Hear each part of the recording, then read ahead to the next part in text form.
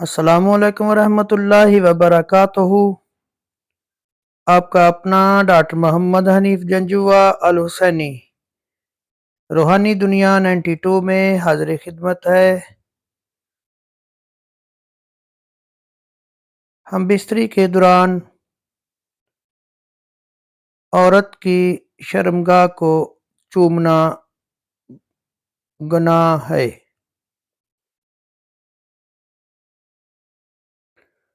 हम बिस्तरी के दौरान औरत की शर्मगाह को चूमना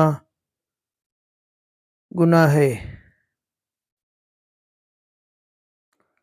हदीस नबवी है, बेशक शर्मगाह का ज़ाहिरी हिस्सा पाक है,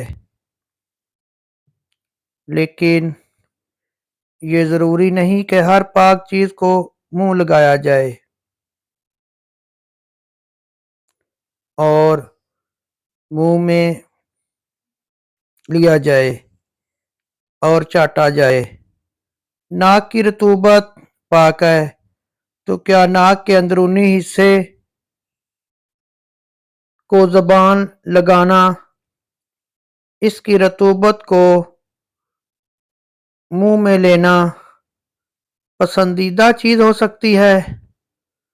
तो क्या इसको चूमने की इजाज़त होगी? नहीं, हरगज़ नहीं। इसी तरह औरत की शर्मगाह को चूमने और ज़बान लगाने की इजाज़त नहीं, सख्त मकरूह और गुनाह है। गौर कीजिए, जिस मुंह से पाक कलमा पढ़ा जाता है, कुरान मजीद की तिलावत की जाती है, दरूद शरीफ पढ़ा जाता है, इसको ऐसे खसीस काम में इस्तेमाल करने को दिल कैसे गवारा कर सकता है?